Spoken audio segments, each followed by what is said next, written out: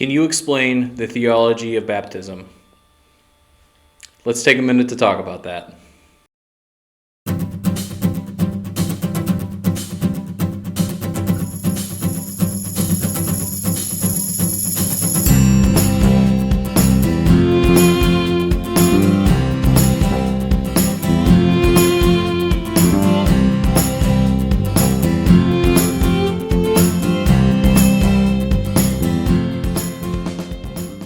Welcome back, ladies and gentlemen, to Minute Message Ministry.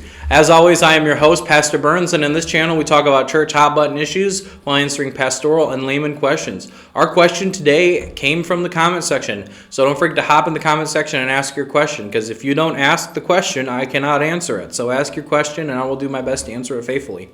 The question we have today is a highly debated theology. So disclaimer there, if I mess up your theology or your church's theology or I misquoted or whatever, I apologize ahead of time. Keep in mind that I am only of one denomination. I cannot be of 150 denominations, so I can't get everybody's correct.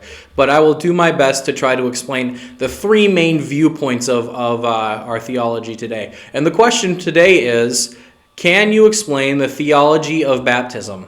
So we'll start with the Catholics. The Catholics, what they believe, and here is some holy water from a Catholic church. The Catholics believe that they need to be baptized in holy water. You're baptized in the name of the Father, the Son, and the Holy Spirit. That the baptism removes original sin and any other sins that may have been committed at the time of baptism. They also believe that it is a sacrament, which is a requirement to get to heaven. So that's what the Catholics believe. And we also have a few Protestant viewpoints of baptism. So we have the complete opposite line of thinking with some Protestants who believe that baptism is just symbology and that it is just a public statement of I'm a Christian and here's proof. I want to show everybody the example that I'm going to live as a Christian, and that it is not a requirement to get to heaven. And then you have some people that drive down the line in the middle who say, I believe it's a requirement to get to heaven, but I also believe that it's just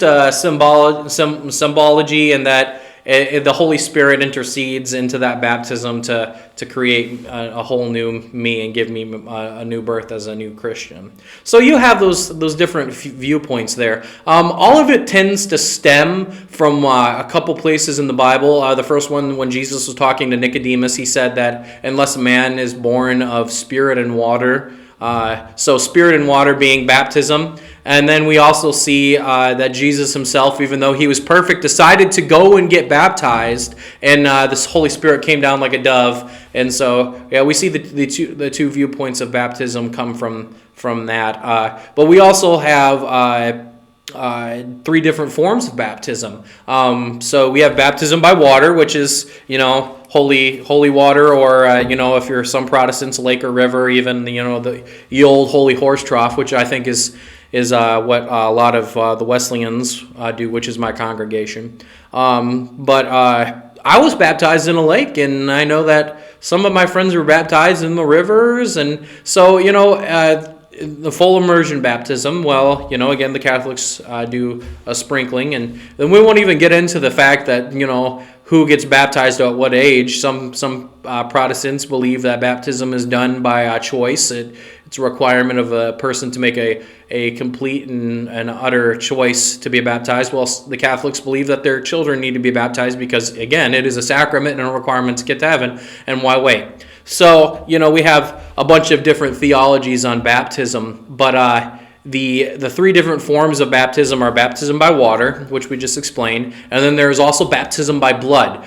So baptism by blood is whenever a person who dies as a martyr for Christ, who lives a life for Christ and dies as a martyr for Christ, hasn't had the opportunity to get baptism, but they have intention, or they have exemplified their life through Christ, they get something called baptism by blood, which means their blood is what baptizes them for heaven. And then we also have baptism of grace, or baptism of spirit, as some people call it. So baptism of grace or spirit is that we don't know how far God's grace can extend to us. What we have as humans have a limited mind, and we don't understand how far God's grace goes. So when we die, that person may have been extended that grace, and so they were baptized by grace. So yeah. There's a bunch of different theologies on baptism. As always, as this channel is to